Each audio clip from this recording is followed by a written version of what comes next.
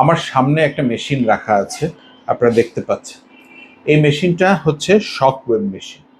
এই মেশিনটা নিয়ে আমি আগেও ভিডিও করেছি। তো আজকে ভিডিও করার দুটা কারণ। অনেকে আমার কাছে জানতে চেয়েছেন যে শক ওয়েভ মেশিনটা আসলে ইরেকটাইল ডিসফাংশনে কিভাবে কাজ করে।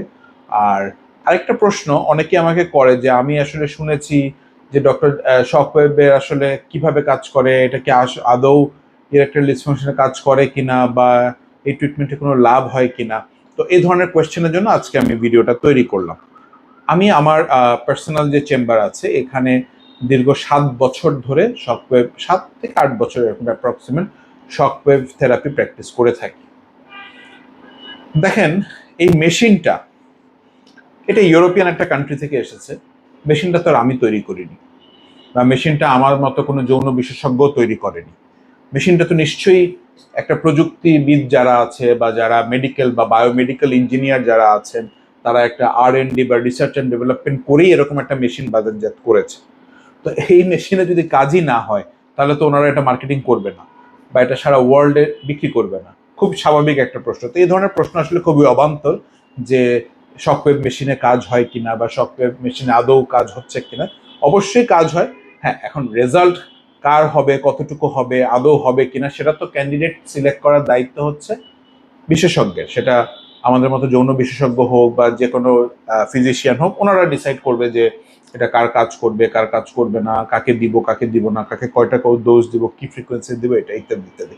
তো এই ধারণা আপনারা করেন না যে এটাকে, যেমন মেশিনটা তো কোনো ডক্টর তৈরি করেনি, মেশিনটা তৈরি করেছে প্রযুক্তিবিদ। সুতরাং প্রযুক্তিবিদ নিশ্চয়ই তার জ্ঞান প্রজ্ঞা দিয়ে এবং রিসার্চের মাধ্যমে এটা তৈরি করেছে যে এটা কিভাবে কাজ করবে, নাম্বার ওয়ান।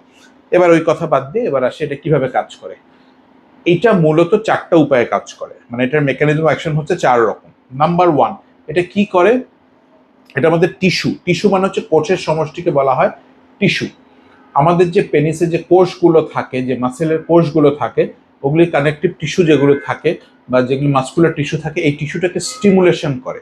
যে কোনো কিছু স্টিমুলেশন হলে কি হয়, ব্লাড ফ্লো বৃদ্ধি পায়, এবং এই স্টিমুলেশনের কারণে ব্লাড ভেসেল যেগুলো, সেগুলি তৈরির প্রক্রিয়াটা ত্বরান্বিত হয়, যেটাকে আমরা বলি নিওভাস্কুলারাইজেশন। NEO, নিউ না কিন্তু নিওভাস্কুলারাইজেশন অথবা নিও অ্যাঞ্জিওজেনেসিস।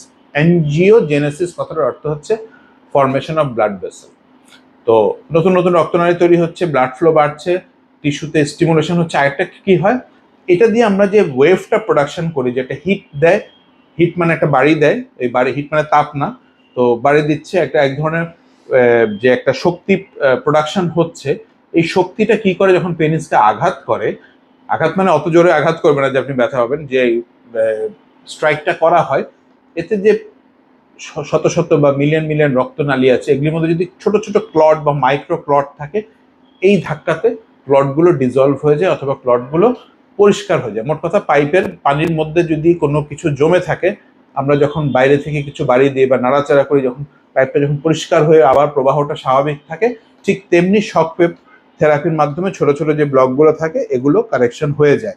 কিন্তু কারো যদি ভেনাস লিকেজ থাকে, আমরা যদি ডুপ্লেক্স বা কালার ডপলার আল্ট্রাসাউন্ডে যদি ভেনাস লিকেজ পাই, তাহলে সেই ভেনাস লিকেজ কিন্তু এই শকওয়েভ থেরাপির মাধ্যমে কারেকশন হবে না। ভেনাস লিকেজ কারেকশনের জন্য বা ভেনাস লিকেজের জন্য কি করণীয়, সেই জন্য আপনাদেরকে সঠিক পরামর্শ দিতে পারবেন আসলে যারা ভাস্কুলার সার্জন আছেন ওনারা, কিংবা যারা ইউরোলজিস্ট আছেন ওনারা। কারণ ভেনাস লিকেজের কারণে যদি ইরেকটাইল ডিসফাংশন হয়, সেটা কিন্তু সাধারণত ওষুধ বা অন্যান্য যে ট্রিটমেন্টগুলো আছে বা পিশট, ওগুলোর মাধ্যমে কিন্তু সারানোটা অনেক অসম্ভবই বলা যায়।